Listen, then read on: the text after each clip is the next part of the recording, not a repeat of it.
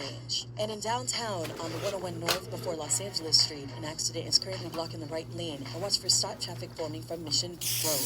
If you like using debit over credit, shouldn't you also get rewarded? Well, now you can with Discover Cashback Debit. It's a checking account that rewards everyone with cash back on everyday purchases with no fees, period. Check out eligibility and terms at discover.com/cashbackdebit. Discover Bank, member FDIC. We all agree that America has a very serious problem. Okay, KBLA delegation, we need your help as we launch our 2024 Climate Justice Campaign. We would deeply appreciate you going to our KBLA 1580 website and filling out a short climate justice survey, which will help us better serve our beloved community as we build out this campaign. It'll take you just a few short minutes to complete the online survey, and the information you provide us will be invaluable as we do our part to hold folk accountable and amplify the voices of our people in this climate conversation. When you take the survey, you'll be automatically entered to win seats at our annual Black History Month luncheon, Thursday, February 29th. So, hit our website at KBLA 1580. Help us out by taking the short climate justice campaign survey, and you could be our guest at our annual Black History Month luncheon, Thursday, February 29th. Thank you in advance for your consideration and cooperation. At KBLA Talk 1580, we care about the community, we care about the climate, care about the climate.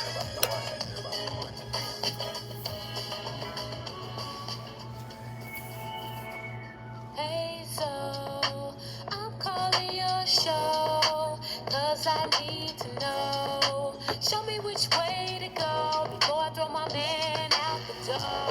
Okay, hold on a second, Keisha. Just let me ask Ronald exactly what's going on, because it takes two to tango, and I need to hear his side of the story. So she's driving me insane, got stress heavy on my brain. She keeps playing silly games, and I'm about to bring the pain. We seem to fuss and fight every day and every night. Please give some advice so we can see the light. See the light.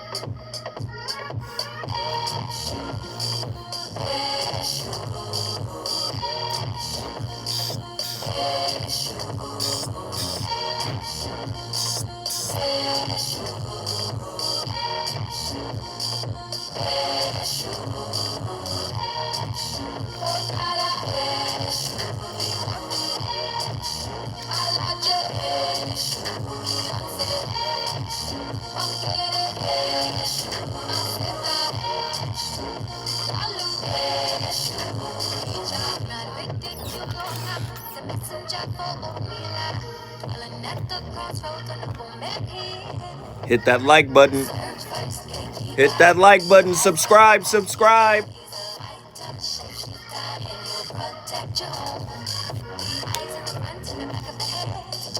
Barry Lewis, what up?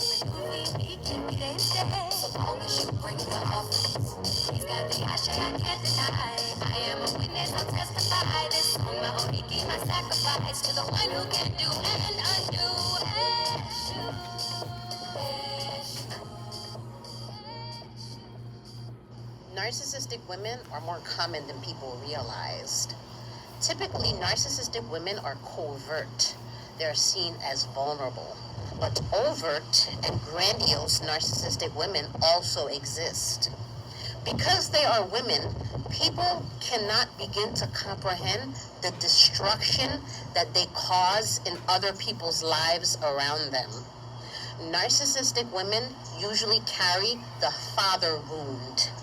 They swim in misandry and complete distrust of men. Narcissistic women swim in chaos. They mistreat men, women, and children, oftentimes in cahoots with their sisters or mother. Sometimes they use men as flying monkeys to aid in their destruction of others. When it comes to the narcissistic female, no one is safe. Wow. Listen. The voice of reason is back in the building with another barn burner. Listen, I was on my Facebook Live today. And, I'm starting to do Facebook Lives again. I stay away from Facebook because you know how I got thousands of people following me on Facebook, but thousands of people are not in the live. So I get a little discouraged. So I typically don't go on Facebook. But earlier this week, I started getting on Facebook, right? Or no, yesterday was the first day. And I was like, wow, a lot of people watched this video. And I was doing promo for tonight's show. And the lady who has been following me for years asked me to do this topic or tonight's topic. She gave me the idea and I was like, oh, you don't understand how valuable that is because I didn't have a topic. So, and on Facebook Live now, you can bring people into your live. I didn't know that. So it was fire. I had a great conversation with the young lady and she gave me the idea. She was the impetus for tonight's topic, which is, it was business. It was never personal. A deeper understanding of why being discarded by your significant other shouldn't be taken personally. Have you ever been discarded in a relationship? Somebody just threw you away as if you didn't matter, as if everything you guys have been through amounted to a hill of beans, didn't amount to a hill of beans. Thrown aside, cast away, because they found somebody that is worth more than you. Woo, Lord, it wasn't. It was business. It wasn't personal. A deeper understanding of why being discarded by your significant other shouldn't be taken personally. I've got questions, and you already know what it is when it comes to the questions. This is a non-judgmental space. Then I want everybody to come in and share your opinion. Have a discussion with me, right? This is a national discussion. And these are the topics that people should be having, when considering, what a relationship exactly is. So here are my questions on it was business. It was never personal. How can one maintain a sense of self-worth and resilience after being discarded by a significant other? In what ways does society contribute to the feeling of being discarded, and how can individuals overcome this? Can being discarded by an ex, a lover, a significant other, a spouse lead to personal growth and self-discovery? Please give me some examples tonight. The number to dial is 1-800-920-1580. Get to your phone lines. Get ready. Get to your phone lines, 1-800-920-1580. Can being discarded by a significant other lead to personal growth and self-discovery? That's a heavy topic. I want you guys to ruminate and marinate on that and call in and share your perspective.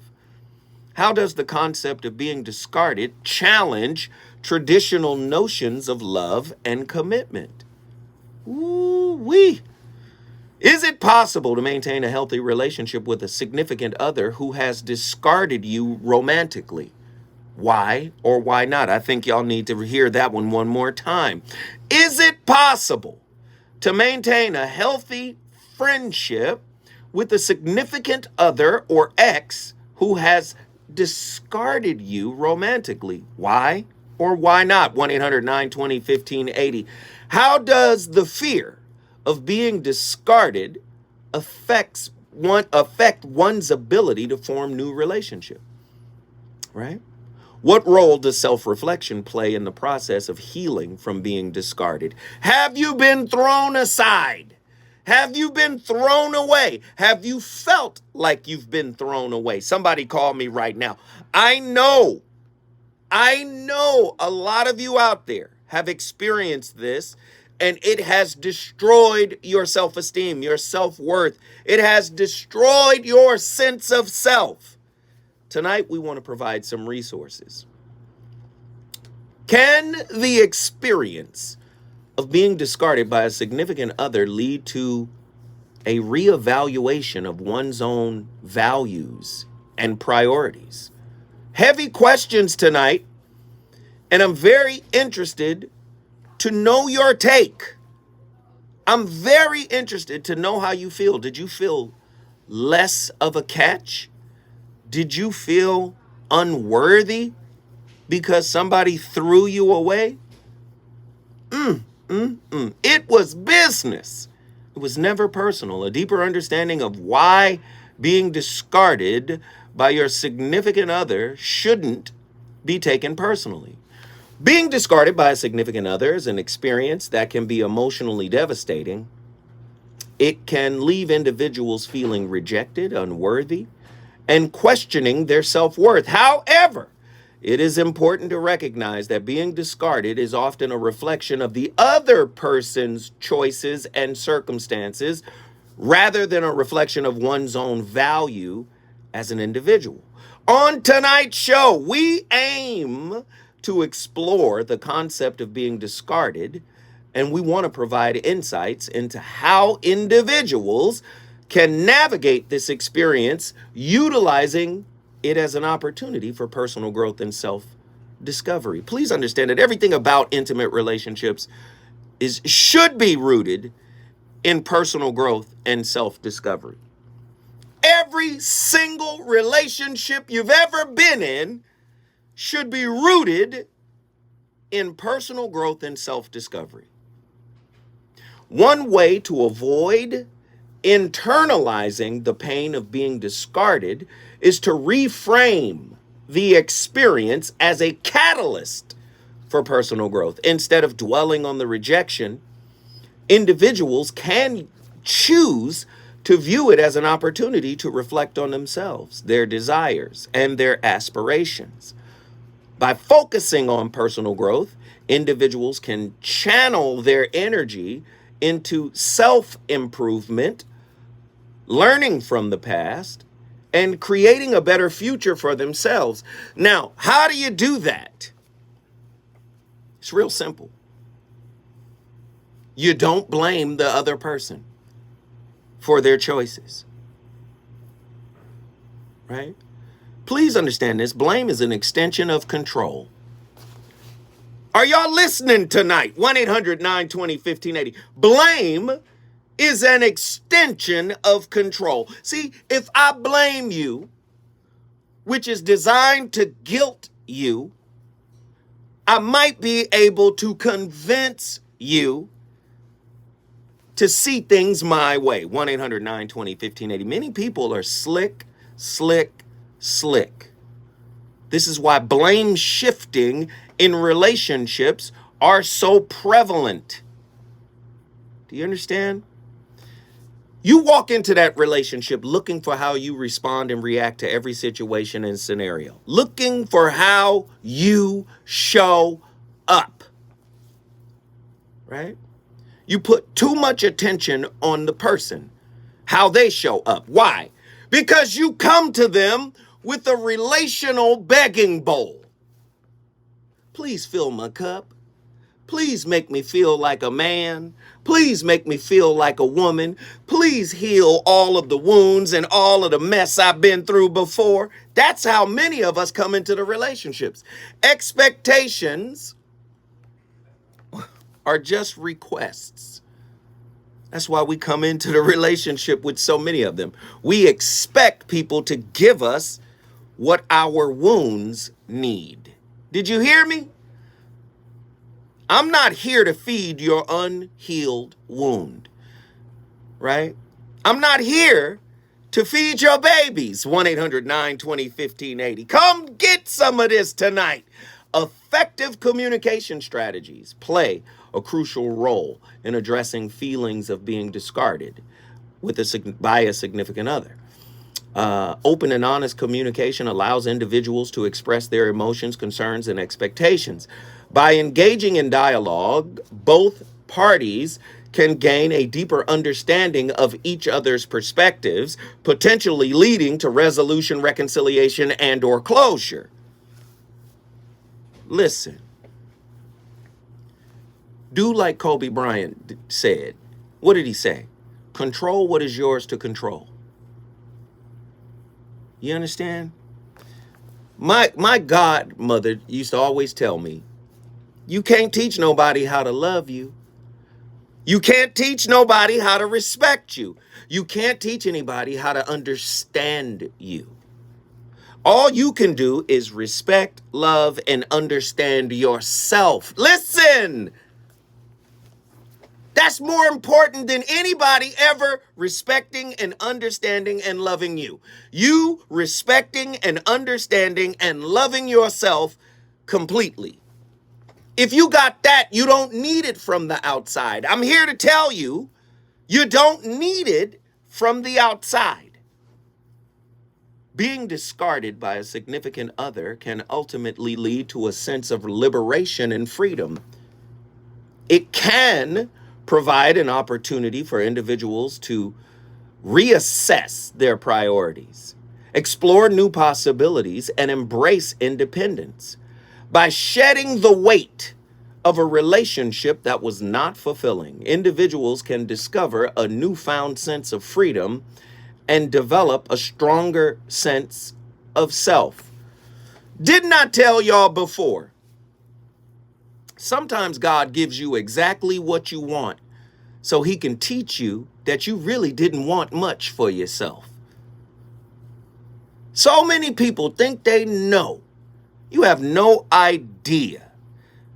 What do you say? What do they think they know what, Zoe? They think they know relationships. And you know why? Because we're human beings and relationships are ubiquitous. We are born into relationships and we die in relationships. Even if we're in a solitary situation or a single situation, you're still in a relationship with yourself. And if you have an impoverished relationship with yourself, you are living with this relationship. So we're always in relationships. So that gives us, at the very least, an experiential perspective based on what we've gone through. But many people have no idea of what they're talking about when it comes to relationship. Why, Zoe? It's very simple. Because you modeled imperfect people. And unless you go to war with the modeling, you're going to be at the mercy of what people give you. Because people give you what you are. 1-800-920-1580. Are you tapped in tonight? It was business. It was never personal. A deeper understanding of why being discarded by your significant other shouldn't be taken personally. When I come forward, I'm talking to the nation.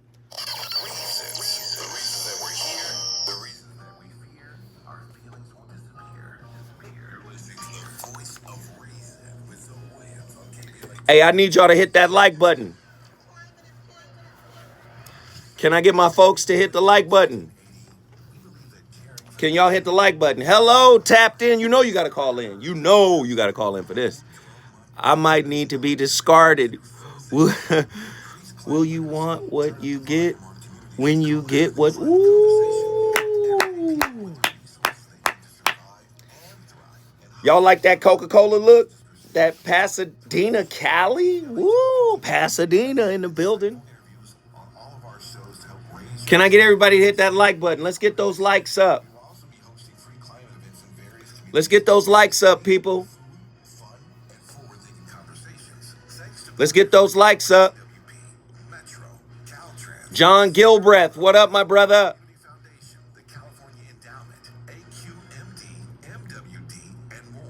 Man, you on time with this one. Let's go. Thank you, brother. I got it from my homeboys who have a company called Made in Dina. Look them up. Facebook, Made in Dina. Once again, needing this show, pushing through this divorce, about to land the dismount. There you go.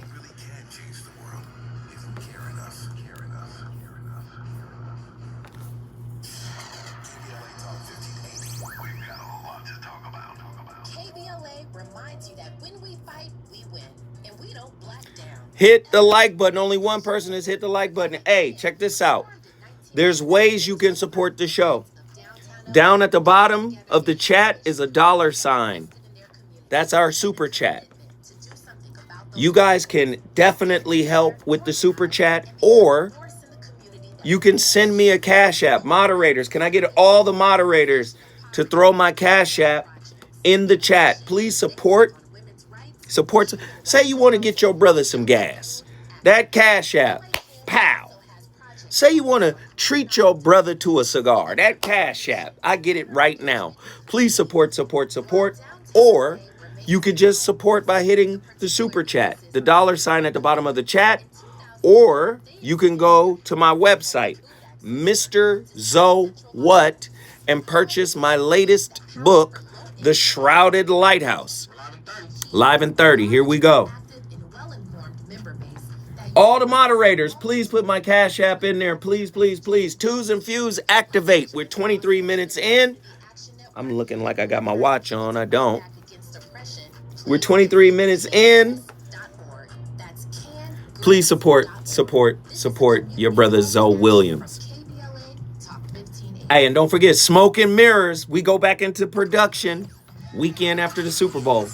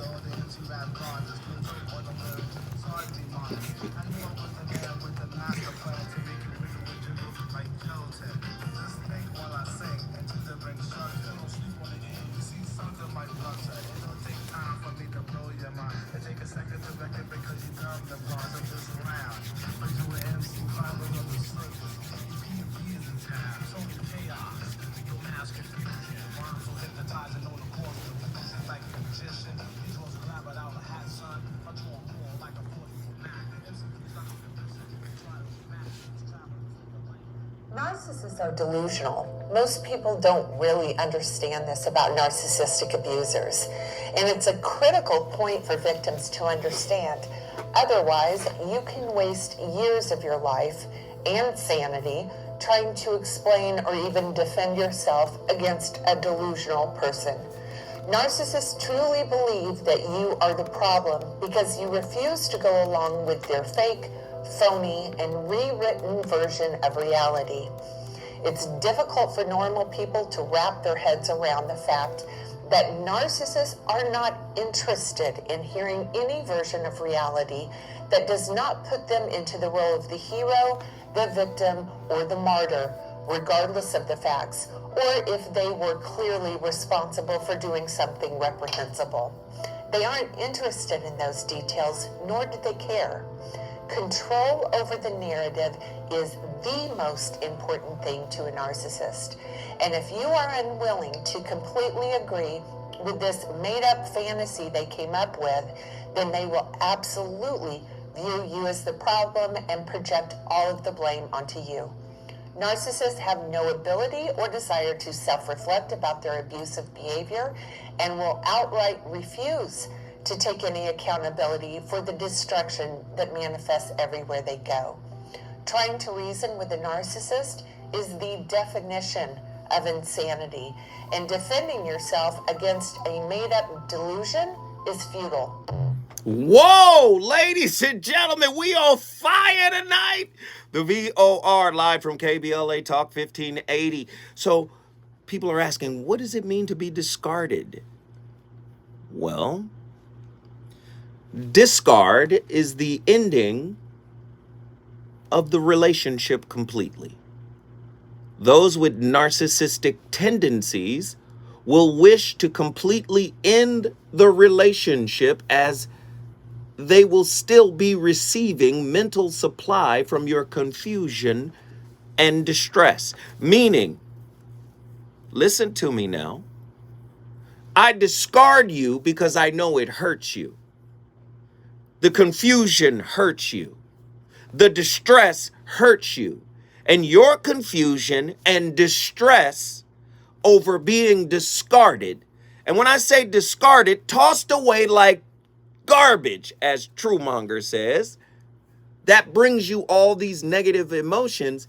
That is a type of supply for those who have narcissistic tendencies. So the term is called discard. Have you ever been discarded? Oh man, the covert narcissists, they love your suffering at the hands of their discarding of you. How do you know? How do you know? You might be stalking them because you want answers. Huh? So if you're stalking them on social media, stalking their page, they might put up subliminals.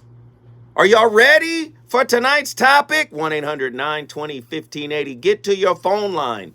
What are some effective communication strategies for addressing feelings of being discarded with a significant or by a significant other? Can being discarded by a significant other ultimately lead to a sense of liberation and freedom? It should, if you reframe the discarding, right? Is it possible to find closure and move on without seeking retribution after being discarded by a significant other? How does the experience of being discarded impact one's perception of their own worthiness of love and affection? 1-800-920-1580. We got callers on the line. Let's go. Who's been on the line the longest? Truemonger. Sorry. True, hold tight. We got Dallas, Texas. We got Atlanta, Georgia. We got Austin, Texas. Texas is in here big. When I come forward, we're going back to the lines. Let's get it.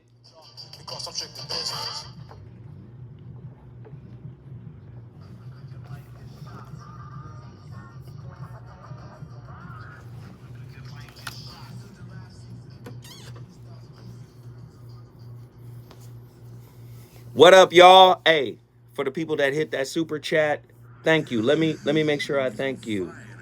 Deanna, thank you. Ghetto Gourmet, thank you. Hey, Ghetto Gourmet, can we get the $200 challenge?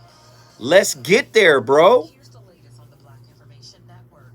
A jury is delivering a K-Line. the federal trial of former Baltimore April Miller. What up, what up, what up? I see y'all in here. Everybody hit that super chat. Show your love. Show your support. If you want to send it to me direct, do that. All you got to do, hit that Cash App or hit the super chat. Show your support.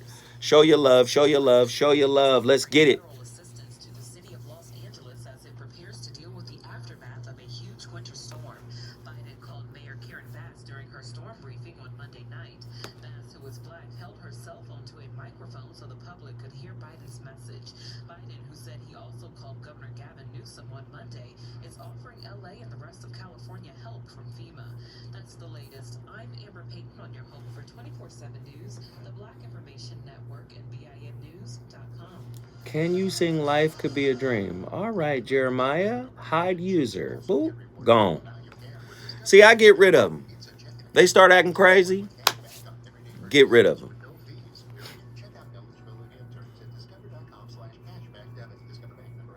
Nazarene X in the building. The topic is fire, Hey, man, y'all know if y'all leave me to my own devices, I'm going to come up with a topic. K-Line, you keep saying what you going to do, but you ain't doing it. And if you say it again, Mac Shug 510, we appreciate it. Much love, much love, much love. Thank you, thank you, thank you.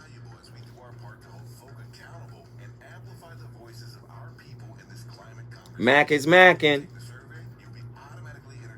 Lloyd Hinton, discarded doesn't mean discounted. Hit our website at KBLA1580. Help us out by taking the short climate justice campaign survey, and you could be our guest at our annual Black History Month luncheon, Thursday, February 29th. Thank you in advance for your consideration and cooperation. At KBLA Talk 1580, we care about the community, we care about the climate.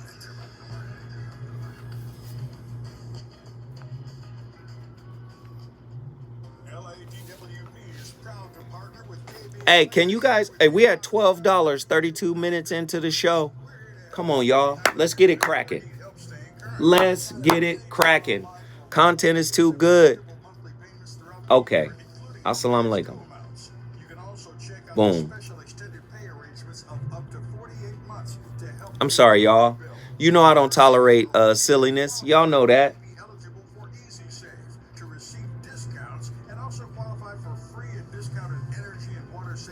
I'm calling in as soon as True get off.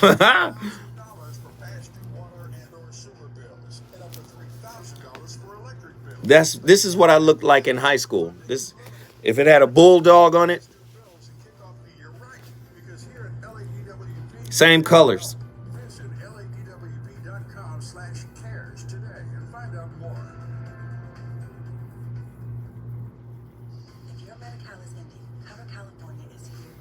What up, peoples? What up, folks?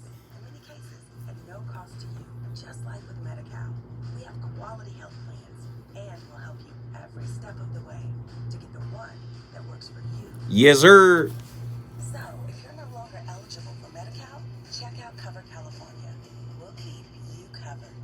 Learn more at coveredca.com. This is KBLA Talk 1580, home of the 2024 Climate Justice Campaign. Jim Gaffigan here with some more straight talk. Now you can get a Walmart Plus membership. Plus, not pay for it. Because Yeah, that red on white. Yeah. you get free delivery with Walmart Plus a Paramount Plus subscription. Hey, if y'all see any silliness up in here,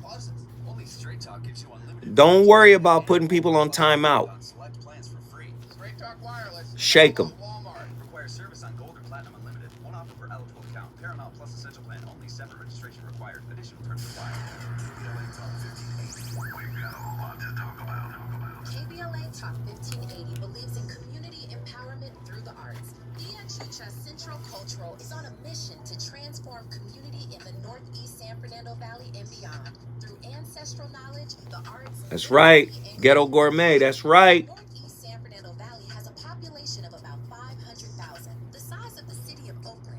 Yeah, but don't worry about that old timeout business. If they come in here silly,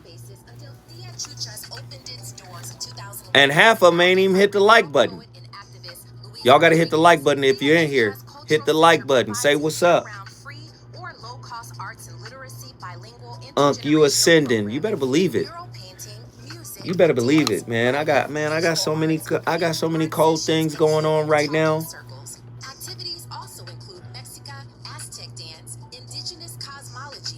I got so many cold things happening right now. I'm just excited for the new year, new opportunities, new situations, new experiences. Like, I got some cold stuff going down. And you're right, I am ascending. www.diachucha.org. That's TIACHUCHA.org. This is a community call to action from KBLA Talk 1580. Here we go.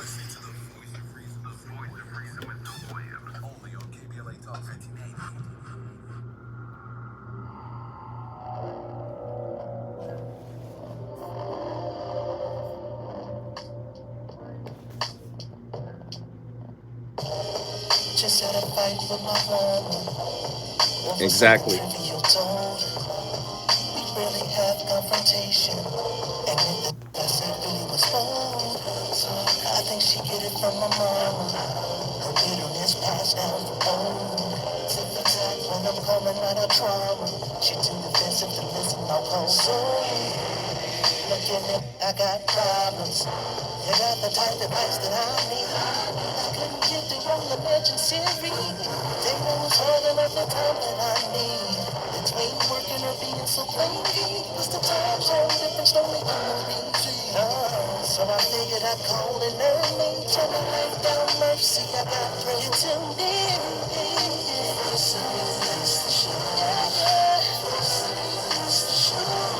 So just lay back in my hands. So everybody tuning in. So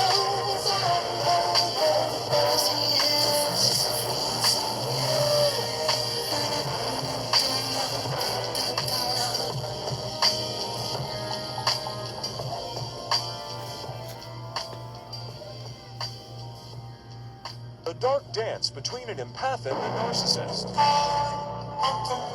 1. The first meeting, the empath feels an instant connection with the narcissist, who seems charming, attentive, and charismatic. 2. The montage. The narcissist showers the empath with love, compliments, and gifts, creating a false sense of intimacy and compatibility. 3. The devaluing.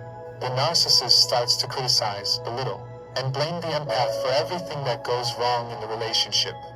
4. The gaslighting.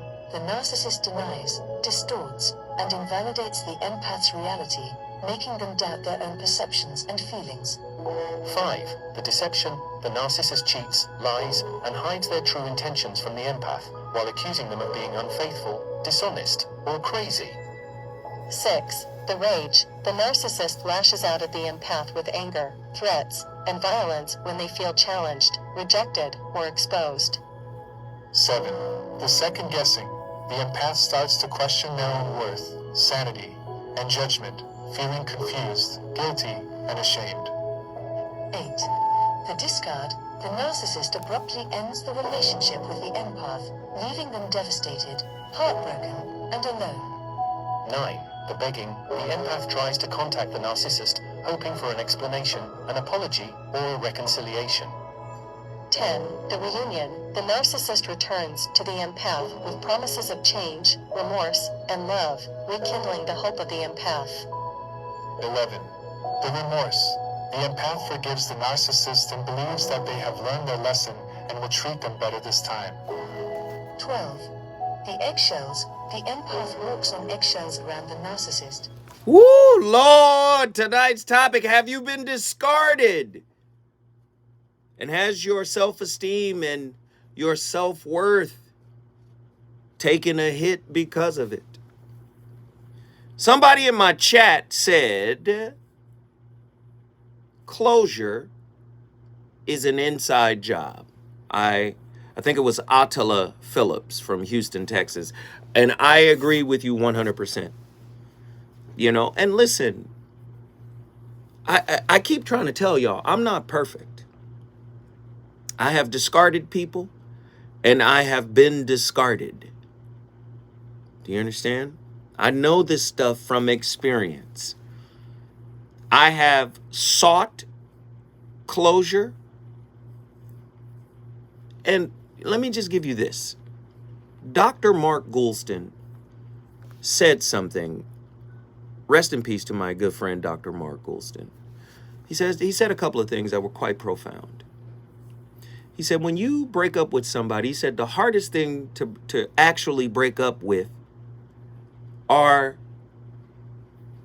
the outcomes that will never come. So your expectations are connected to outcomes. And when you pour all of this into somebody and you have expectations that you get a certain thing, whether it's a child or marriage or, you know, you guys live together, whatever you expected to get, he was like, you got to break up with the idea that or with the hope that you will get those things from that particular person. So he said, break up with the outcomes that never come. And I thought that was quite profound. Like, just, okay, it ain't gonna never come from that person. And the closure piece, closure being an inside job. Finding closure and moving on after being discarded is possible without seeking retribution. It involves the acceptance, the full acceptance of the situation. You have to acknowledge your emotions and you have to work towards personal healing. Now, I'm going to say this tonight. In order to heal, you must allow yourself to feel. Feel the loss. Feel the disappointment. Feel the dissatisfaction. Feel the frustration. Right? Feel the loneliness. Now, the key to feeling is to feel without judgment. Right? Don't judge the feelings. Don't fight the feelings. You understand? Allow the feelings to be felt and they will subside. Right? Seeking revenge or validation from the significant other who discarded you only prolongs your pain and hinders your personal growth. I need you guys to understand that. Somebody else in the chat just said it. I don't know who said it, but remind me. Somebody just said, just because you were discarded doesn't mean you are devalued, right? Very heavy, very heavy. 1-800-920-1580. We got callers from all over the country. Let's get them in here. Truemonger, Dallas, Texas. It's your time to shine. Get in here. What are your thoughts on tonight's topic? Oh boy. I think most people have experienced this at some point. Me personally, my self-esteem didn't really take a hit. I was more upset, a little angry, temporarily. But then when I got a chance to sit back and reflect on it, I was kind of glad that they did what they did and exposed themselves for who they really are, or who they really were at that time.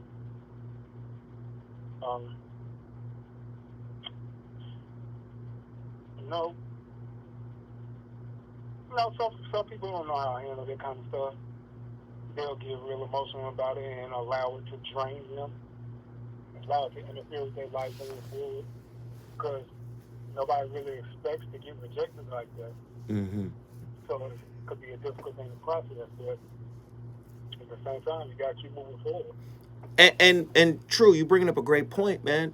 Especially if it comes from somebody you considered not only your lover, but your best friend. Somebody you really care about. Somebody that you thought really cared about you. Somebody you thought you mattered to them. And then they discard you, man. It's not an easy walk, bro. But no, it's not. Sometimes it only takes a little bit for them to expose that. It may have just been all the performance, trying to get to a certain result. Heavy stuff. Then you may come across that person again later on in life. They may try to be all friendly and smiling in your face with you and all that. I'm like, I'm good. What you smiling in my face for? You ain't held yourself accountable for what you did. You ain't spoken with it. So I'm like, what you smiling in my face for? Like everything's sweet. If you can't be straight up with me about what happened, ain't nothing really to smile about. I'm glad you're breathing and whatnot, but that's about it. Mm-hmm. I love it, brother. I learned to develop a thick skin in my childhood. So people do stuff like that, I kind of smile about it. I'm like, okay, appreciate it. Because you ain't hurt. You might think you hurt me, and it might hurt for a little bit, but in the long run, you hurt yourself with that foolishness. Break up the phone call. Be all right. Because mess around and come back and hit you, and somebody's going to hit you in the face with it. And you won't be able to handle it. You won't like it. Truemonger in here cooking. I mean, at the end of the day, so people who do stuff like that have a lack of respect. They don't respect themselves if they're going around doing something like that. Can't say it's just business in an intimate relationship. That's not business. That's very personal. Only time it's not personal is y'all draw up a working agreement. And that's not an intimate relationship. That's a working contract. Truemonger. Guess what you just did, True? Dallas, Texas is in the building. If you want to bring your city in the building, you know what you got to do. All you got to do is call me at 1-800-920-1580. The number to dial, 1-800-920-1580. When we come forward, more callers, more input, more insight. Is it good to you? More voice of reason with Phil Williams when we come forward. Listen up, City of Los Angeles renters that live in renters. What up, y'all? Y'all good? Y'all good? Everybody hit that like button. And guess what? We're at $27 on the super chat. We have no cash apps. Is anybody going to hit that cash app tonight? Tavares!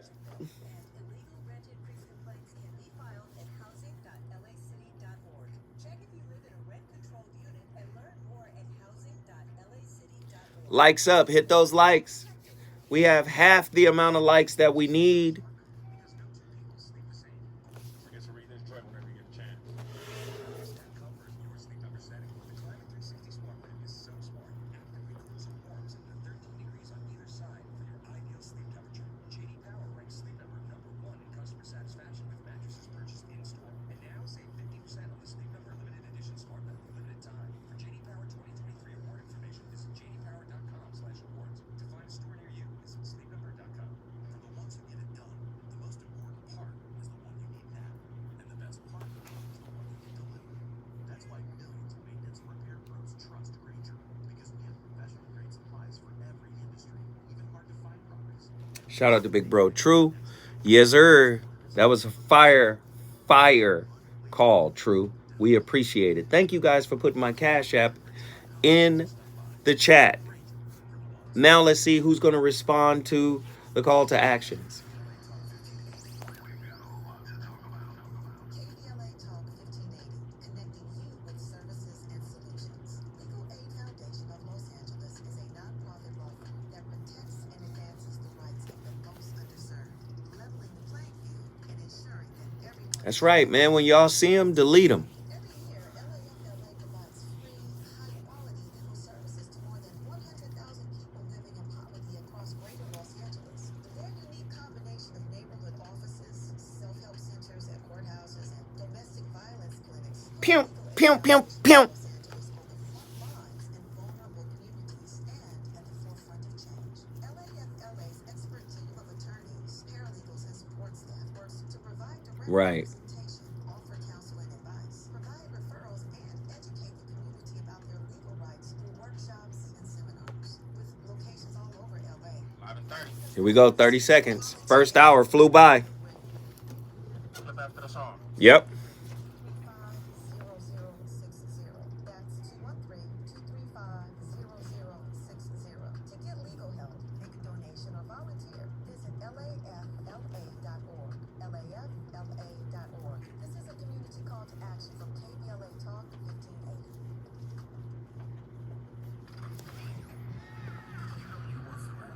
More is the voice of reason with Zoe Williams on KBLA Talk 1580.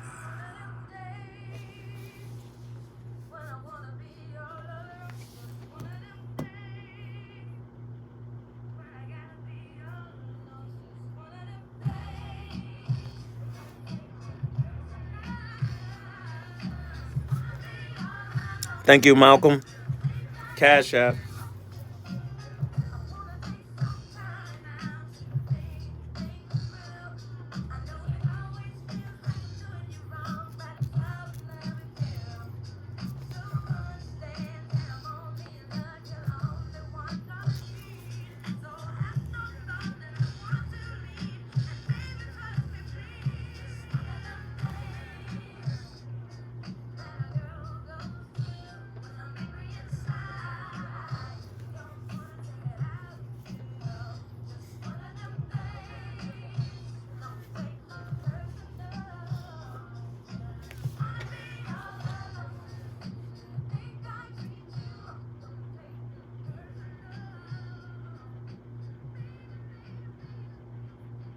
When you got discarded by the avoidant, it felt like the worst rejection. That you weren't even good enough for closure, you weren't even good enough for a normal breakup. It came abruptly, out of nowhere, and you had the rug pulled from right underneath your feet. But in reality, the avoidant rejected themselves. They didn't actually reject you. People that are severely avoidant, they feel like they're not good enough for their partners. That's why they say things like, I can't give you what you need. Because they have a lack of self-esteem and a lack of self-worth. And they feel like it's inevitable that you're going to figure that out. And you're ultimately going to abandon and reject them. Avoidants have a deep-rooted fear of abandonment. And they feel that it's safer to do the abandoning than to risk being abandoned themselves. So when they pulled away and they discarded you, they were actually rejecting themselves as not being good enough for you. Chances are, during the relationship, they probably told you things like, nobody's ever treated me this well. You treat me wonderfully. This is better than I've ever had. I don't know why you're so nice to me. When they said these things, they meant them. And it's because they probably haven't been treated well before. And severe avoidance, it comes from childhood. They usually had a parent or caretaker that didn't meet their emotional needs, and they learned to associate emotional closeness with abandonment. And they pull away and run from partners that are healthy, that are emotionally available, because they don't feel good enough to keep these partners. So it feels like an ultimate rejection to you. But the reality is that deep inside, the avoidant rejected themselves because they didn't feel worthy. Woo, Lord. Oh, Lord. The fire is in here tonight. The VOR is live on KBLA Talk 1580. The phone lines are jam-packed. Tonight's topic is heavy. It's business. All right? It was business. It's not personal. How to not take being discarded by a significant other personally. We got callers from all over the nation, but before I get to them, I gotta cover this. KBLA Talk 1580 is your election information station. And we just released our first ever survey of Black LA County voters. The groundbreaking results highlight a wide open LA County District Attorney's race, plus the Black community's views on crime, criminal justice, and other key issues that are not being addressed by the DA candidates. To see the unique results of our very first political poll of likely Black voters in LA County, hit our website up at kbla1580.com. That's kbla1580.com. While you're there, check out the rundown of all the candidates we have interviewed to date. And you should take a moment to fill out our climate justice survey. No talk station in Southern California is covering this important election like we are. At KBLA Talk 1580, we've got your black. All right, let's get it. Callers are on the line. Who's been on the longest? Nazarene X, Atlanta, Georgia. Get in here. What are your thoughts on tonight's topic? It's always personal with you.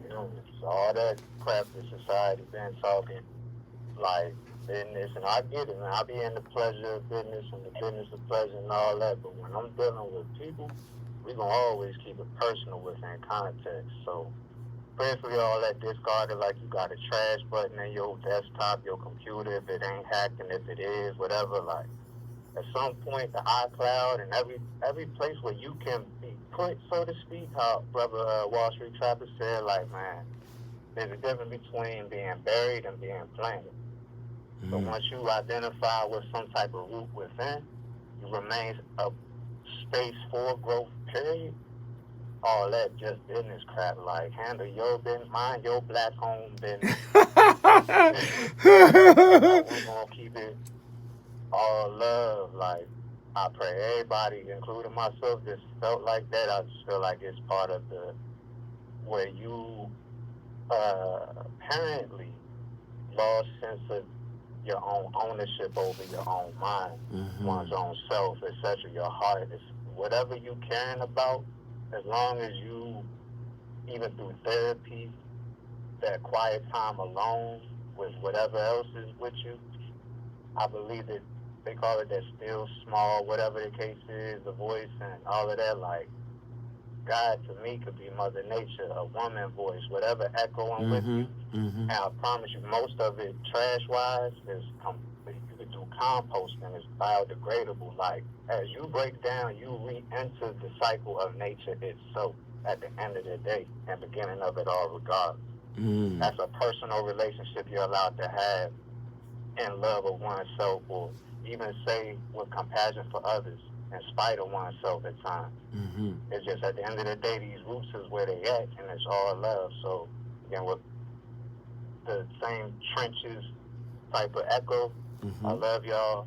I want everyone to remain above feeling as if even when things seem out of place and your environment might be a bit different than what you feel should be appropriate, remain sound in the place and stay communing with the Most High. I love it. Like, love. I love it, brother. I love it. Nazarene X, guess what you just did? Oh, Sam? Yeah. ATL.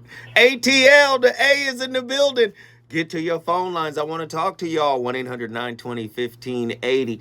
And the reason why we said it's business, it's not personal, is because when somebody discards you, you feel worthless. You feel like trash. They make you feel like trash, but they can't make you feel like trash without your participation, right? Right? You have to understand, man, your value comes from you. All your partner can do is reflect your value, right? And this is a process of learning and healing, like I said, childhood wounds and, issues that you carried into the relationship before it started, right? So, oftentimes we want to blame our partner and say, you made me feel this way. But in a lot of ways, you gave them license. You co-signed a lot of things that made them feel like, oh, I can treat this person like that, right? It's very important for you to understand that, right? Like we said before, closure comes from within. It doesn't come from, oh, I'm sorry, and I made a mistake, or I shouldn't have treated you like that. It doesn't come from that, It's very important that you understand it comes from you.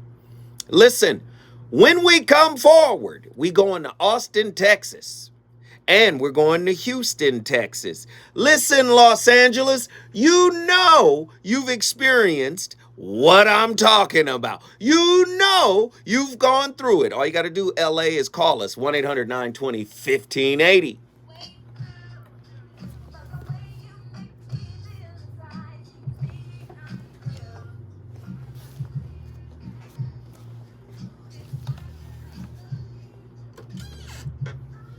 Show your son. Attila said, I'm so ready. Everybody hit that like button, hit that like button, hit that like button. Listen, y'all, we kind of struggling tonight. We're at $36.99. We have one Cash App. What's going on?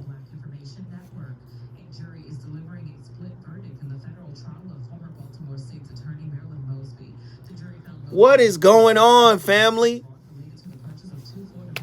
It's a lot of people in here. I don't know. I'm finna blow your mind. I'm ready. Randall, thank you, brother. Randall Crawley L, thank you, brother.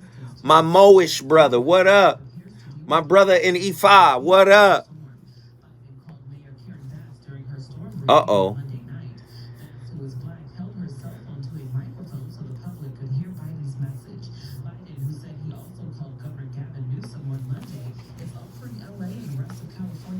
Y'all get on here, man. Get on here. Hit that super chat. Send those Cash Apps and get on the phone. Where is Nikki? Nikki, where are you?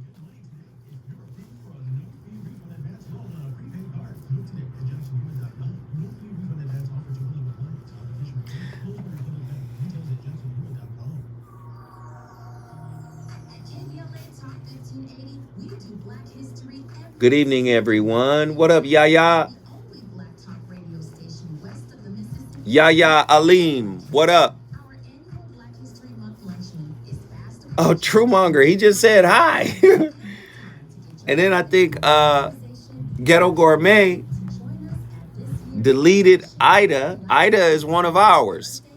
She was talking about avoidance. She was like, shout out to all the avoidance. Yes, Nikki was here earlier. Let's get her back in here. Nikki, get on the line. Call us, 1-800-920-1580. Callers, where are y'all? Get in here and participate. John Gilbreth from Hawaii. Nah, no worries. Hey, but y'all on it. Y'all sniping. I love it when y'all sniping. John, you just took us to 57.93, brother. We appreciate it. Every little bit counts, guys. Every little bit counts. So if you guys can just toe the line for us, man, we'd appreciate it.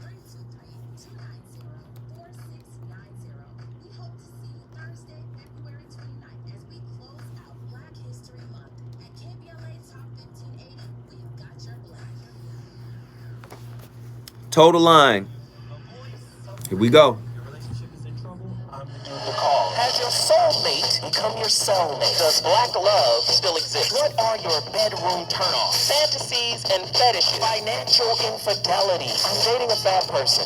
Are they worth the wait? Trust me, this gonna be crazy. How about the heavy stuff? The child wasn't here, and you still had to pay child support. It's a very heated topic. How was that right? Mama's baby, daddy's maybe. I just have so many questions I want to ask you. I was like, this gonna be a war there?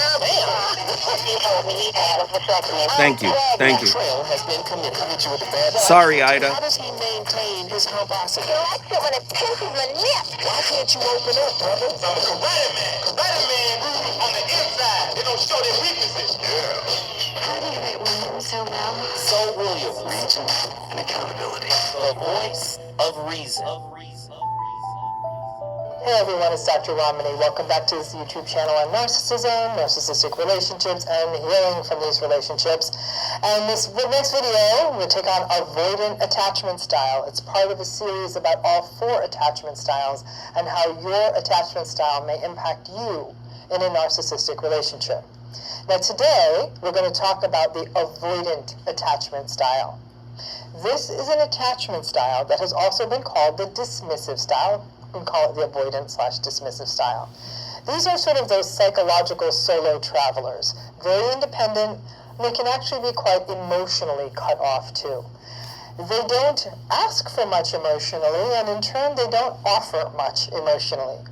And when they are faced up with emotion in a relationship, a partner, for example, showing emotion to them, their tendency is to pull away.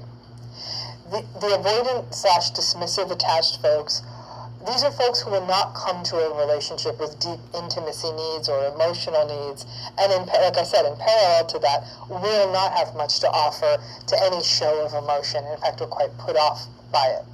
Because they're so independent and somewhat emotionally detached, it can kind of appear as though they simply do not need relationships, and things like abandonment stuff is really not an issue for them. They're the kind of folks who aren't going to miss you when you're away from them and you're in a relationship with them. And honestly, if there was ever a style that I think could work well in a narcissistic relationship, it might be this one. Now, don't get me wrong, there can still be lots of fireworks. Because interestingly, narcissistic people do not do well with abandonment. So if a person with this attachment style can't be bothered and then steps back, it can result in volatility within a relationship with a narcissistic person. But the tendency of the avoidant, dismissive person to not expect emotional needs to be a thing in a relationship, and that sort of fierce independence in terms of relationships, it's almost a built-in hedge against the narcissistic distance that shows up in relationships. However, if the narcissistic person was reaching in and wanting more, the avoidant person may pull away and step away, and then a pretty toxic approach and avoidance stance may get initiated in the relationship.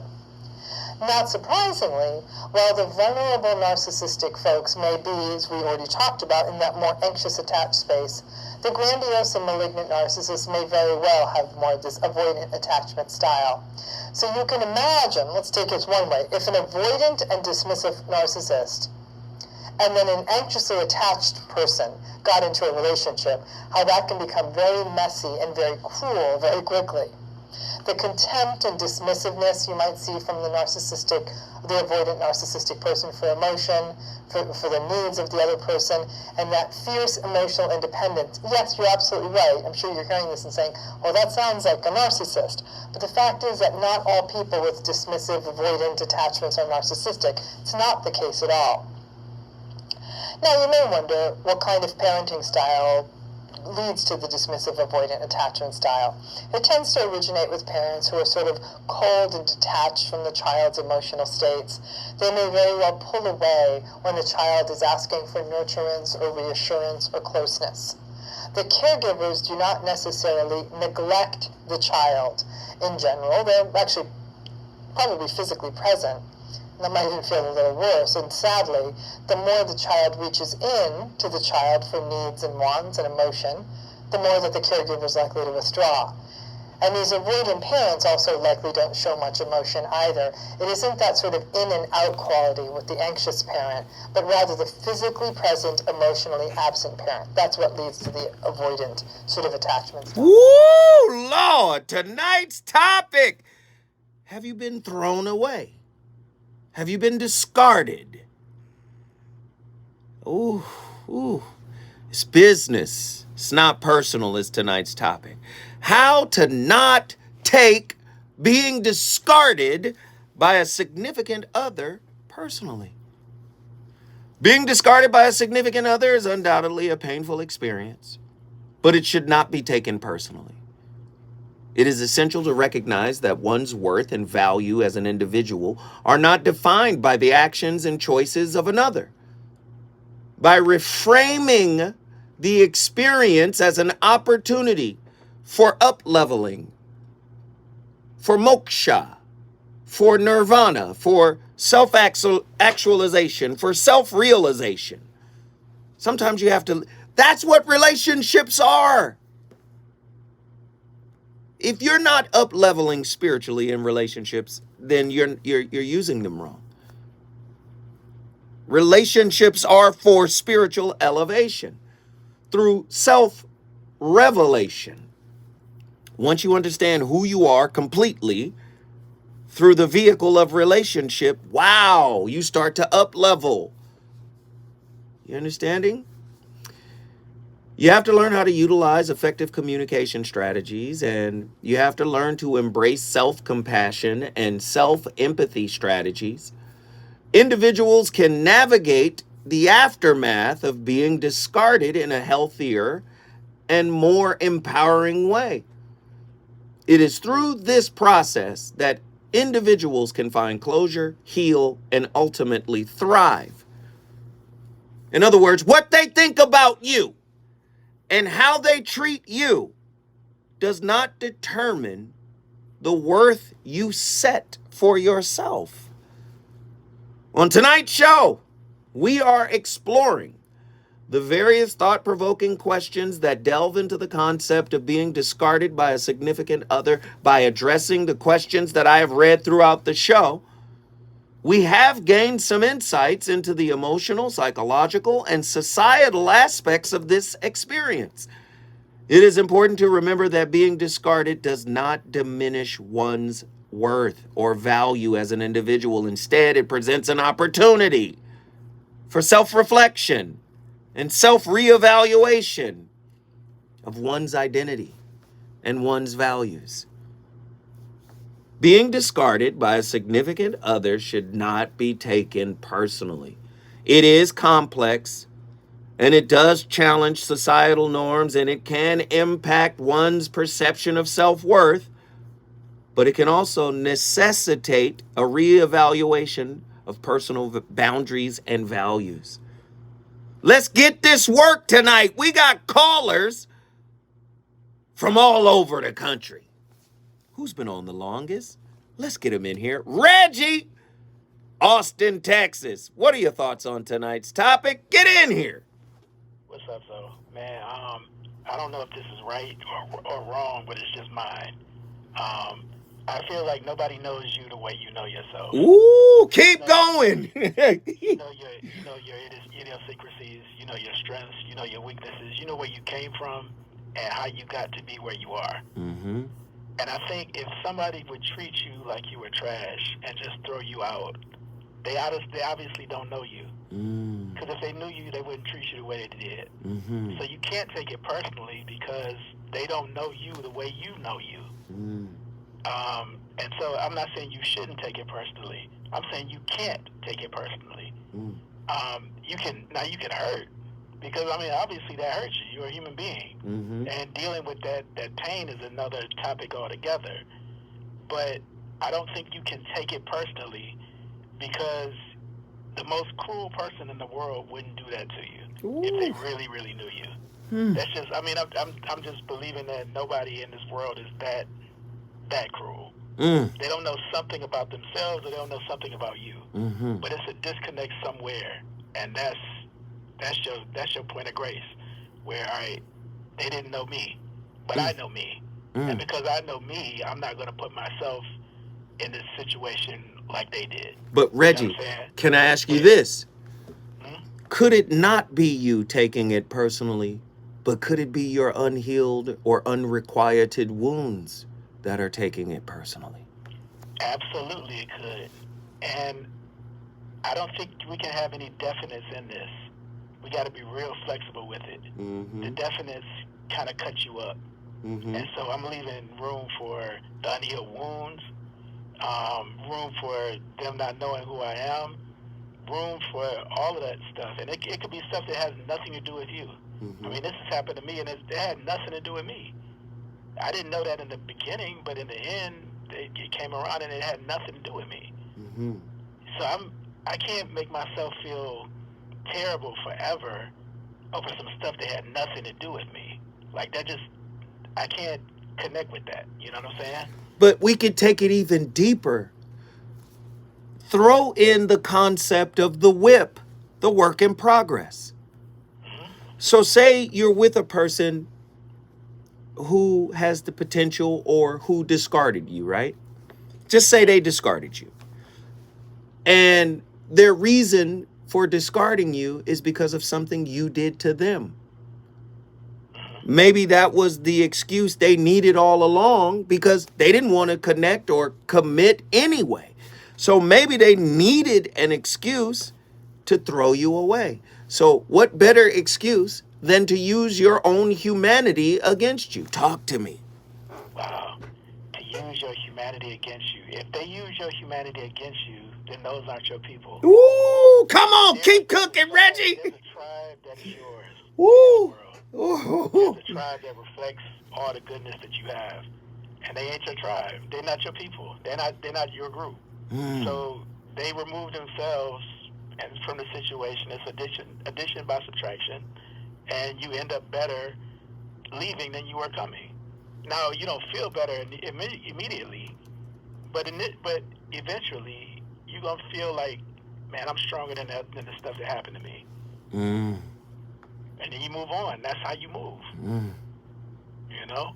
It's just not easy. And we throw around the word narcissism real easy. Man, I don't have the background to identify someone as a narcissist. Right. A narcissist is a mental illness. I don't have the training to identify a narcissist. And they could be an idiot, but they don't have to be a narcissist. Right. They just did things that you didn't want them to do. Right. Like, fine, they did something you didn't want them to do. Agreed. Fine. Yes. That's their prerogative to do whatever, but it's not your prerogative to take it. You know what I'm saying? It's more to this than how you feel at that moment. And so I'm not going to get caught up in the feeling that I have at that moment, because the feeling changes when the wind blows. Right. You know what I'm saying? So I can sit with my feelings and not judge my feelings, but I'm not going to be defined by my feelings either. Ooh. That's just not going to happen, bro. I'm not going to be defined by my feelings. But let me just say this, Reggie. This is why I play the clips from the clinicians, because I too am aware that a lot of people do not understand what narcissism is. And as Dr. Shalonda Crawford so eloquently articulated on a show when she was here, there you have the diagnosis, right? Narcissistic personality disorder. That's a mental disorder. Right. But she also said, no, this wasn't Dr. Shalonda. This was Dr. Pacoya McCall. She also said, but there are a great many people who exhibit narcissistic tendencies. So we wanted to make the distinction here by playing those clips from the clinicians so we could get a better handle on exactly what a narcissist is, as opposed to just the anecdotal side of it and say, oh, you're a narcissist because you didn't give me what I want. No, that's not what we're talking about here. We're talking about somebody who threw you away because they lack empathy. That is a narcissistic trait, to not be able to feel. Do you understand? To not be able to empathize with someone you are connecting to. To value them in a way that, hey, either you supply me with the supply or you get gone. Do you see? That makes sense. That makes sense. That makes sense. Yes. You explained it there. That makes sense. Right, right. So, and now to go even deeper, brother, because this is why I love having you on, because you open it up. To go even deeper, someone with narcissistic tendencies or someone who is a narcissist will find a relationship that feels comfortable and serving according to them. So they might throw that relationship in your face like, see, I'm happy. But what they're really saying is, see, I'm supplied. I'm being supplied here.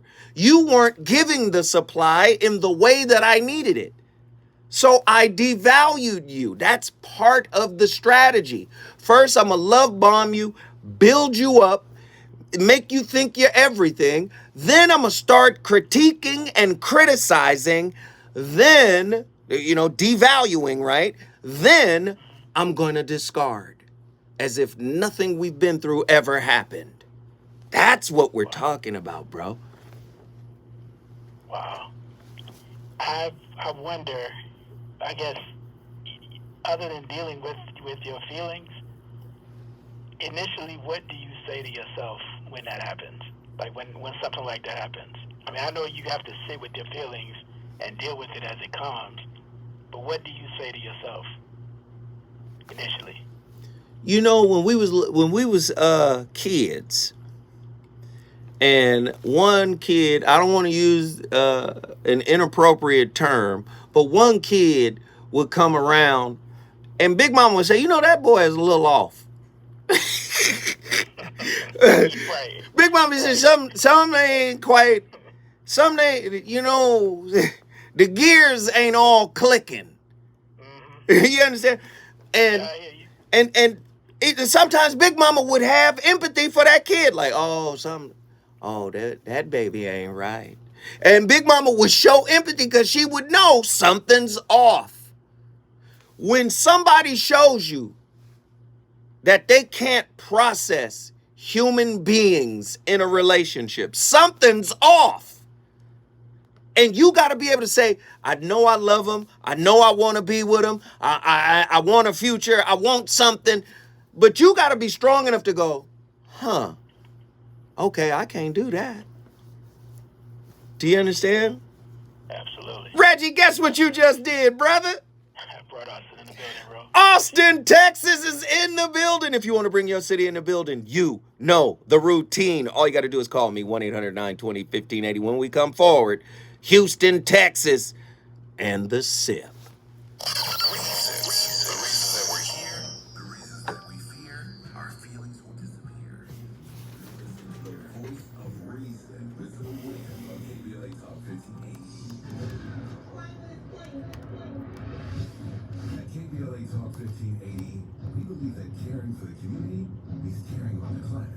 You might have heard that we announced a pretty bold 12-month, $2 million campaign to do 4 things. Increase climate literacy, turn up the volume on communities of color in the climate conversation, connect everyday people with the resources they need to survive and thrive, and highlight frontline climate justice crusaders of color throughout this year. KBLA Talk 1580 will be bringing you insightful interviews on all of our shows to help raise your climate IQ.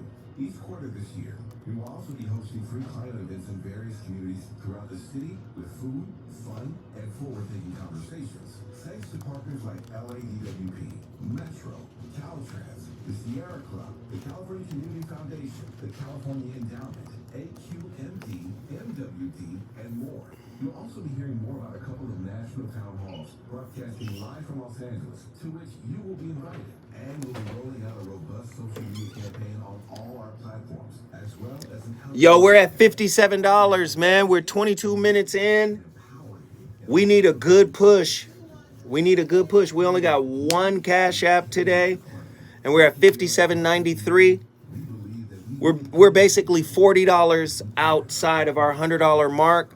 I know Ghetto Gourmet said, let's get to 200. But my thing is, let's get to 100 if we can. Okay? Let's get to 100 if we can. And listen, let's just stay on business today, y'all. Let's just stay on business. Let's not worry about all the new folks and people coming in. Let's not worry about that. If they say something reckless, delete. And let's just stay solid as a group. Let's just stay solid as a group. Because one thing I don't want you guys to do is get distracted by all of the action and movement and all of that stuff that's going on in the chat. Trust me, man, we are cooking right now. The topics are crazy. The insight is crazy. The callers are crazy. Listen, don't worry about all this other foolishness that's going on. Don't trip. Live in 30 seconds. All right? Everybody hit that like button. Get to your phone lines. 1-800-920-1580. Let's go, let's go, let's go. Yo, there's a little $sign at the bottom of the chat. Please drop $2 or $3. Can you do it? Hit the super chat right now. Show your love, show your support, or hit my Cash App. Moderators, please drop the Cash App. It's the voice of reason with Zoe Williams on KBLA Talk 1580.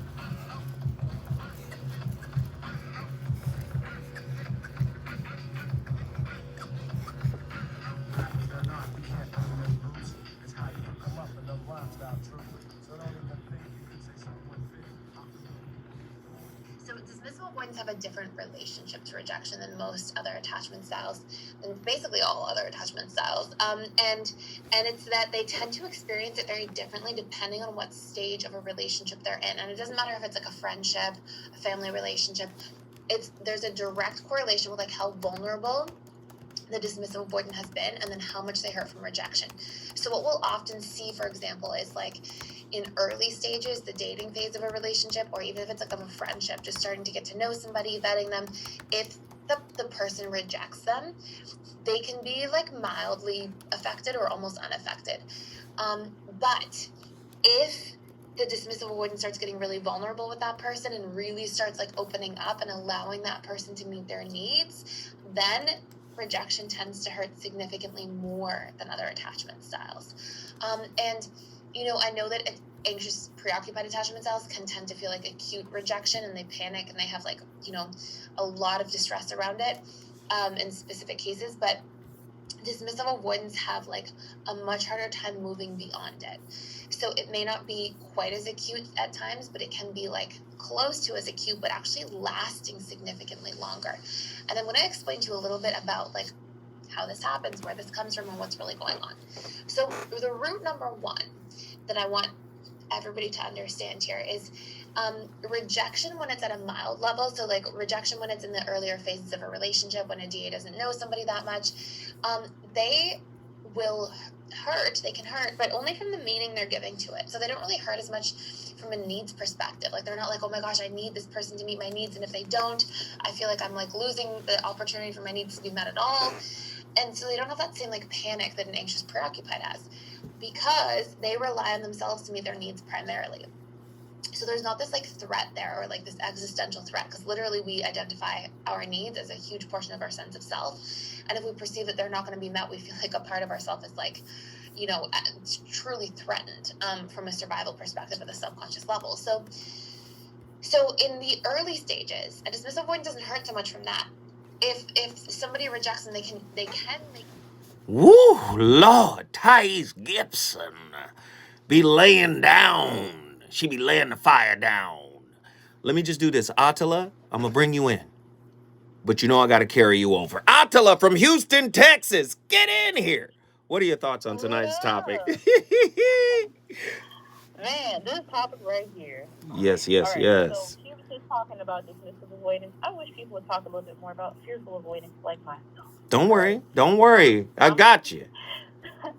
I'm going to speak from the perspective of the discarder, if that's the word, whatever. All right, so 3 things, 3 reasons why I know I've discarded people that I'm conscious of right now. The first one being fear of self, because the mirror cracked.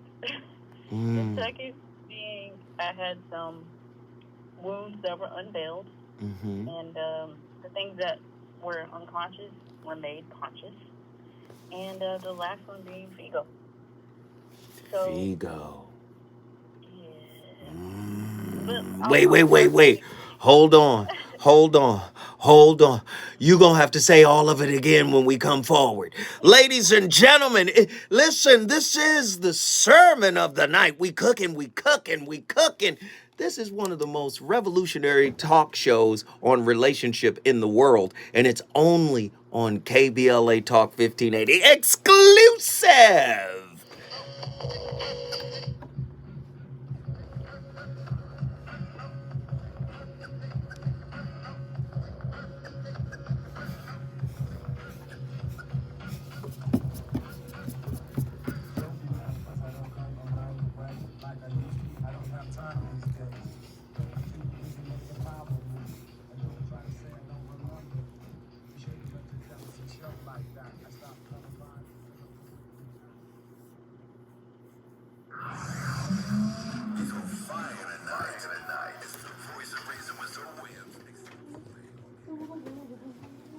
Yo, it's bananas.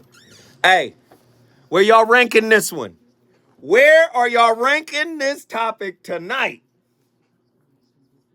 Where are y'all ranking this one?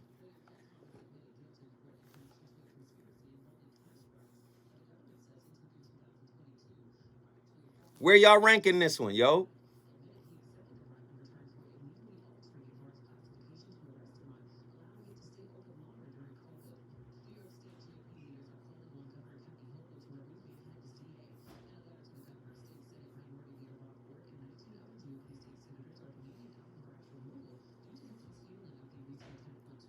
Oh, it's in the top 5. Yeah. I'm fucking with y'all, man. I'm riding with y'all, for real.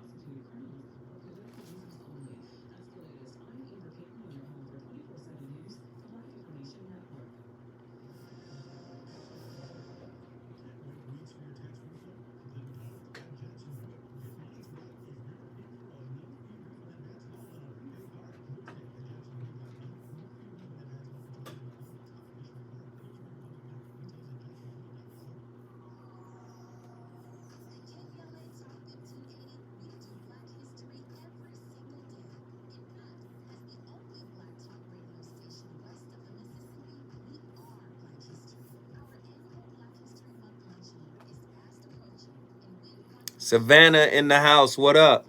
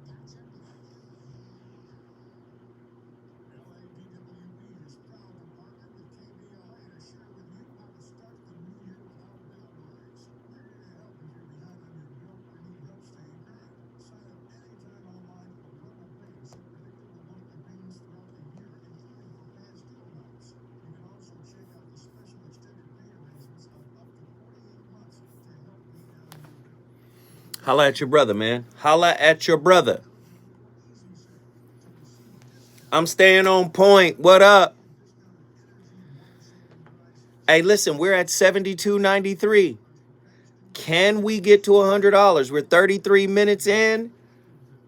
Look how fast this show flew, you guys. Look how fast this show flew. Look how fast this show flew by. Let's see if we can get it in. And we still got a lot of people in here. We're 17 likes away. Let's get those likes. 17 people should hit that like button. And it's a lot of people in here that we don't know, but not a lot of people in the chat. Yo, if you're lurking, say what's up. If you love the show, but you're lurking, you're in the background lurking, say what's up. Say what's up, fam. You might be at work, right? Just say what's up. Say hello. Say how you doing, Zoe? Watching at work right now. Can't talk, can't call in, but this is good. Let us know.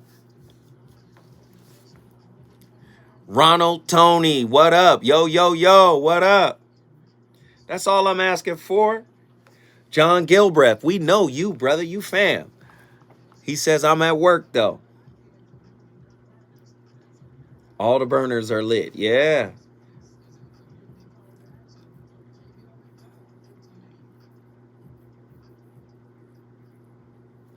Hello, I like your video. You have good diction. I can understand you very well. You rock. Much respect. I'll take it.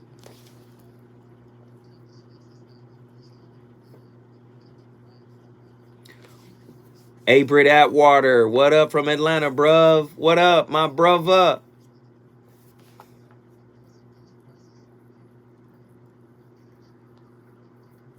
Shit. Okay.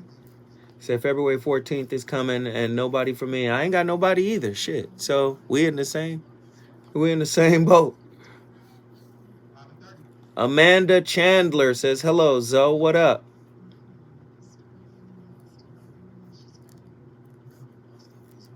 You tune into a radio show and ask what industry. Okay.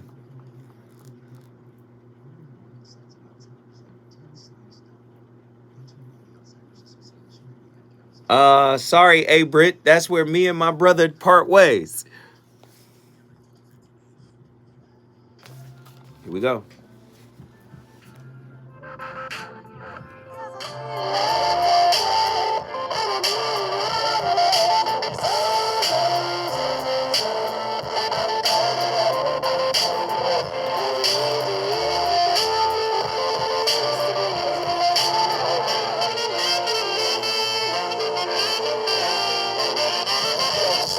So I got this two-timing chick who got her revenge from when I was on my two-time tip. And even when I tried to correct it, she couldn't get past how she was disrespected. Neglected my effort, a thug with no trust. Pretty games and affairs that be tearing us up. If things are picture perfect, is it really worth it? I have an idea, but I need to know for certain.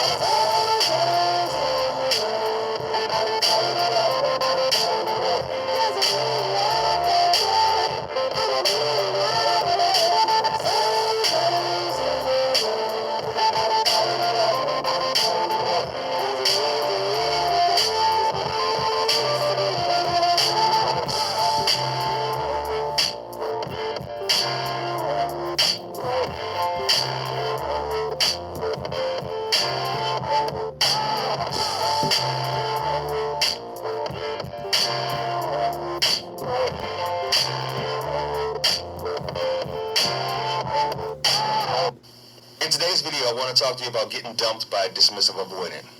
What does it feel like? What is the experience? What are people around you going to be saying? And let me tell you something. It's going to throw you off your center. It's going to throw you for a loop. And it's probably going to turn you into an anxious, preoccupied person. When a dismissive avoidant breaks up with you, they are legit done in their mind. In the beginning, they're going to feel relief. They're going to feel as if they did something that they didn't really want to dude they were dreading for a while, but because you were a nice person, you were somebody who they thought in the beginning that they could see a future with, when they started to see that wasn't a thing, it wasn't something that was going to be able to work out, that's when they started to deactivate and check out. That is enough to drive a sane person insane, because in the beginning, the dismissive avoidant really do pursue. They make promises to you, they were love bombing you, they were treating you as if you were somebody that they were going to be with for the rest of their lives. So the amount of betrayal that you feel when they start to deactivate due to you getting too close to them is pretty painful. When people reach out to me, most of the time they have felt like they were secure their whole relationship. But it wasn't until the love avoidance starts to pull away from them that caused them to become the anxious. Due to the dismissive breaking up with them out of nowhere, they could have just had some really good times together, could have just spent weekend vacations together, then all of a sudden, they kind of pull the rug from up under you, breaking your heart and leaving you wondering like, wow, I get no closure. You're acting really cold, you're acting really distant, you won't respond to my text messages. What in the world happened? But let me tell you something though. You were important to them. You did make a difference in their life. This is not about you, it is about them. My favorite quote is, how people treat you is their karma, how you respond is yours. When you start to get bent out of shape due to them leaving you and start to do things like stalking them, calling them too many times, checking their social media accounts, driving past their house or their work or even their mom's house, that is just going to give you bad karma. So I try to advise people to take some of the positives away from the relationship. What were the things that... And I think people should stop villainizing the dismissive avoidant too, because of the point that I brought up with Reggie. You could be with a dismissive avoidant and hurt them, right? It isn't just them, oh, you're getting too close to me. I think also, if you hurt a dismissive avoidant, right? I think they struggle with forgiveness. I think they struggle with the feelings around forgiveness. So I think hurting a dismissive avoidant really puts them in the mindset of saying, I have a reason for deactivation. And I think once they deactivate, they've got to see that deactivation all the way through. They've got to see it through. Man, we on fire tonight. Tonight's topic, man, it's been heavy. And we got callers on the line. We're going to get everybody in. If you're just tuning in, tonight's topic, it was business. It was never personal. A deeper understanding of why being discarded by your significant other shouldn't be taken personally. Again, we take it personally because we've been vulnerable. We open up. Vulnerable, from its etymological root, means wound. So when you open up, you open yourself up for pain, and you get vulnerable because you want pleasure. You want pleasure with a person, but we're works in progress. So works in progress may make bonehead decisions in relationships. Those decisions could hurt somebody. And if you don't know their attachment style and they don't know yours, you could be hurting someone who has a internal propensity to discard people. Ooh, Lord.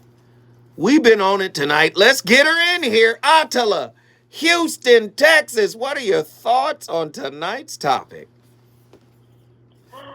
Man, I had to breathe a little bit before coming on here because you are talking about me. I'm talking about you. I'm sorry. Blame that lady on Facebook that gave me this topic today. Listen, man. At one point it was so bad you blinked wrong. I'm out. So I said 3 things that I recognize within myself, reasons as to why I discarded people. Fear of self, unknown wounds, and ego. So fear of self, right? If I'm being completely honest, in my early dating the whole point of dating was to get away from myself. So if you show me, now there's a repulsion there. The mirror cracks. I don't want to see me. I want to see you, or what it is that you can project to me so that I feel better about me. So that was a no-go. Unveiled wound. If you tap on, how do I say this? If you tap on a wound that a person is refusing to acknowledge or doesn't even know is there, is crusted, is wounded over, whatever the case may be, that person is going to run, right? Nobody wants to feel pain. And so, obviously, you find your easiest way to get out of there. And a lot of times, that is the trigger, and that is the excuse that you're going to use to move up out of the situation. And half the time, you don't even know you don't even know that's what you're doing. I was on the phone with my best friend earlier, and I was telling her, with fearful avoidance, we move into it anxious, and we move avoidant. So the way that looks is you might say that you love the way they smell at the beginning, but towards that end, you hate it. It's nauseating. You got to ride with the windows down. Why is that? And the last one, ego. Fear and ego. That's the biggest trap, because that will have you thinking that you did a good deed and you feel relieved when you get rid of the thing that's irking you, not realizing that the thing that's irking you is you, but that's neither here nor there. The point is, I have to get rid of the person, the idea, the place, or whatever, because that's what's bothering me, and I feel justified in doing it. So my ego says, make a decision. My fear is going to tell me, well, I don't want them to hurt me. They're going to leave me anyway. So, I mean, it really doesn't matter, right? I'm just doing, it's a preemptive strike. I'm just doing what needs to be done because I'm doing what you're probably going to do to me. And, of course, I'm going to think about the time that you said something, did something that pushed me the wrong way, and use that to justify that you were planning to leave me the entire time. So there you go. And it could be something very trivial, but it is literally a hairline trigger. Like, it's very sensitive. And I don't think people realize how sensitive avoidants are. I would argue that they are actually more sensitive than the anxious partner. Oh, yeah. And then you throw in the zodiac sign, and it could really turn into something else. Then you throw in the human design, it could really turn into. Come on, it's a lot of layers there, right? Absolutely. So, I mean, I'll just say one more thing. I think that you have to be willing to sit in the pan. You have to be the frog that's in the pan of water, and allow things to heat up around you. I think that's really the only cure to this. It's like facing a fear. Like, there's really no other way around it. Because a lot of times, you mentioned human design. We have to, if you're emotional, you have to wait for that wave to subside. And so I have had to really sit with myself and understand that this is an emotional roller coaster. You're at a high peak, and you have to allow yourself to come down. And so, yeah, that's all I got to say. Girl, hey, guess what? Guess what you did? Right here in the building. Houston, Texas is up in here. And you already know what it is. Oh, you already know what it is. Lord. We got to get that Rance Allen. I stood on the banks of Jordan, because you already know. And let's get the YouTube live version when he in the church, man. Listen, up next, one of my favorite callers. All of them are my favorite callers. But one of my favorite callers, you already know who's on the way in. Nikki from the SIP when we come forward. More Voice of Reason with Zoe Williams when we come forward. It's never been faster or easier to be a voter. Look for your vote by mail ballot in the mail. Fill it in and drop it off at a mailbox on your way to work, on your daily walk, or when dropping the kids off at school. Save time and vote early. Make a plan to vote at plan.lavote.gov. That's plan.lavote.gov.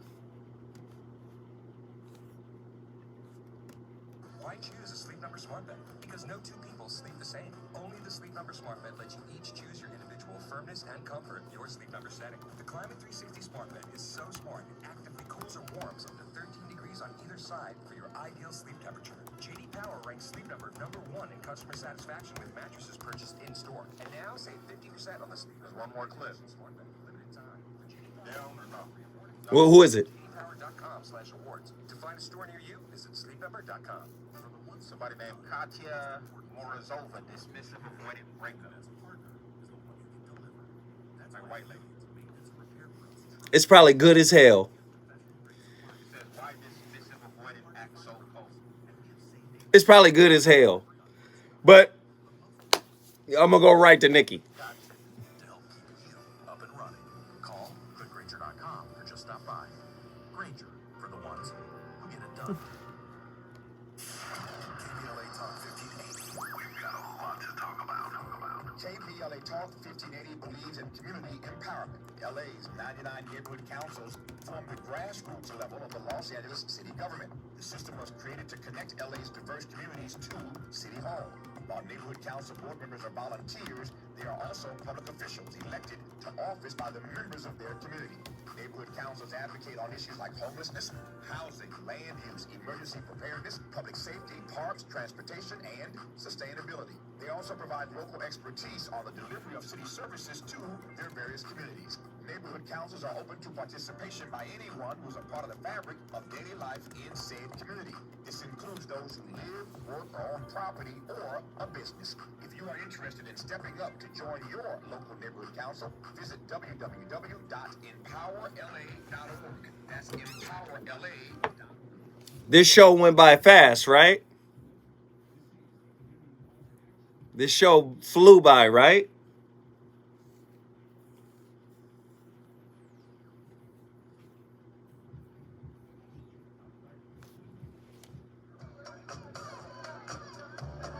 This is KBLA Talk 1580. Talk radio. That's music to your ears. We're unapologetically progressive.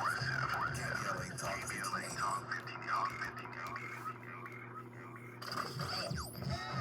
You know you want some more. It's the voice of reason with Zoe Williams on KBLA Talk 1580.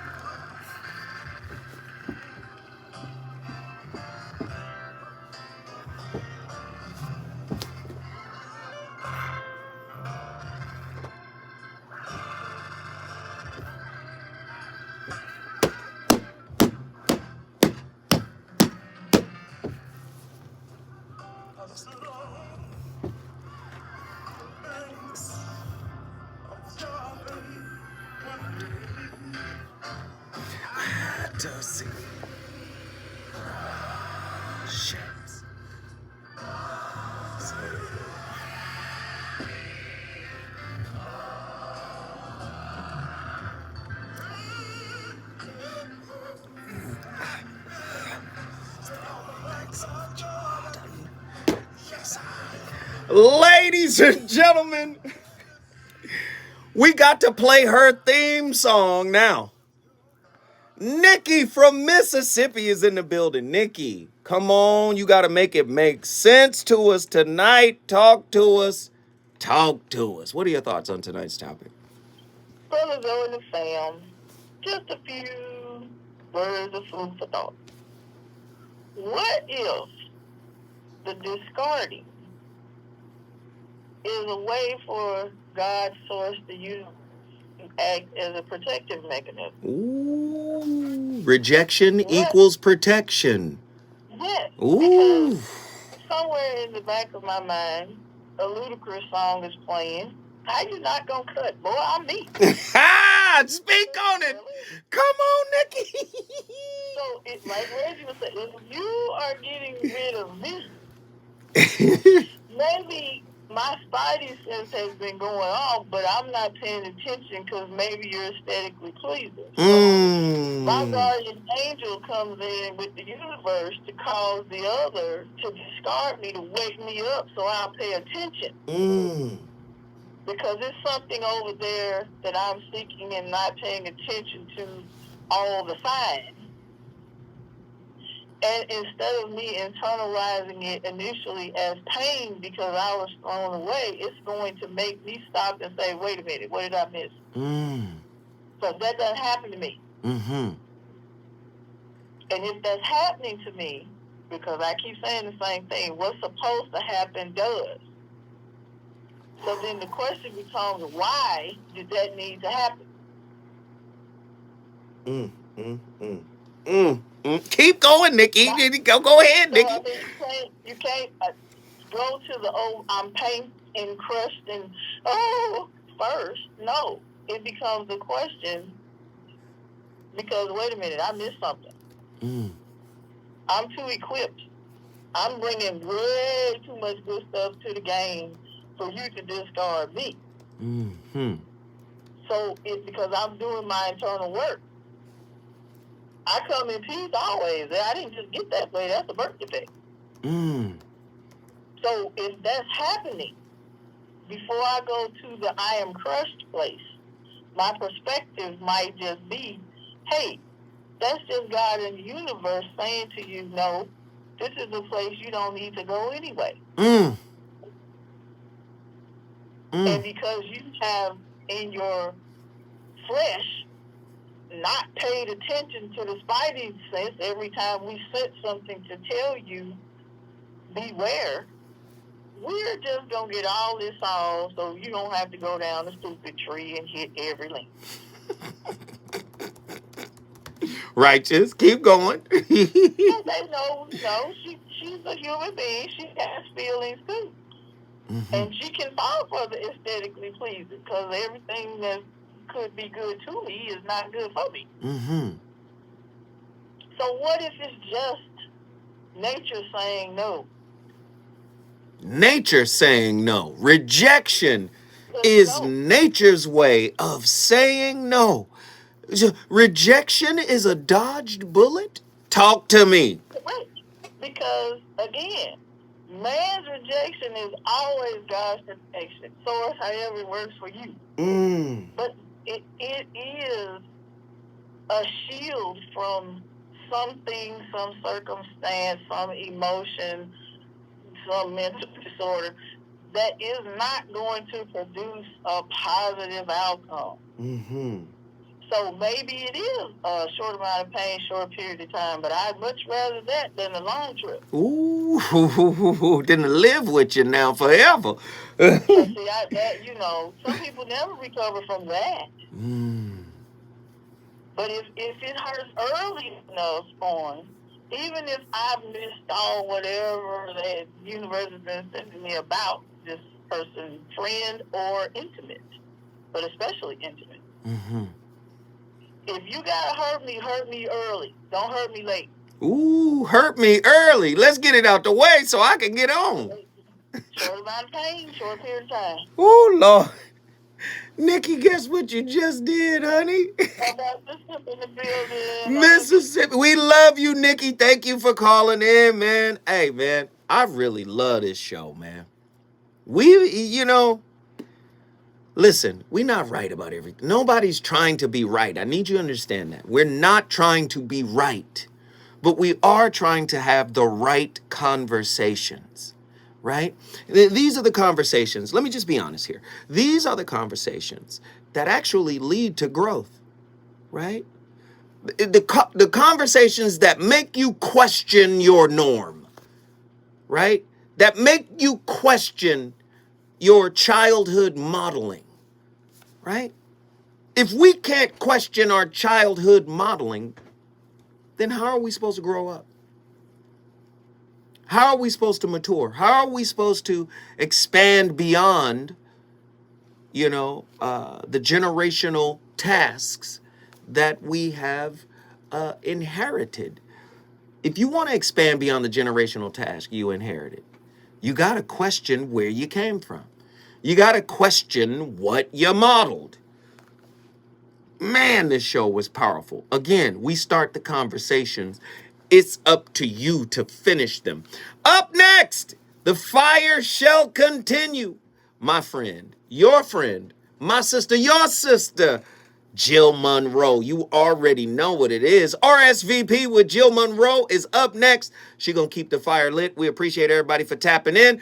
I'll be back tomorrow with another slapper. Holla at you then.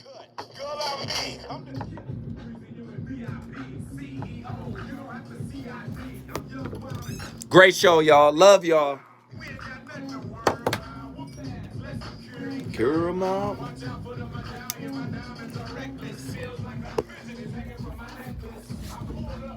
Fire show. Appreciate everybody for tapping in.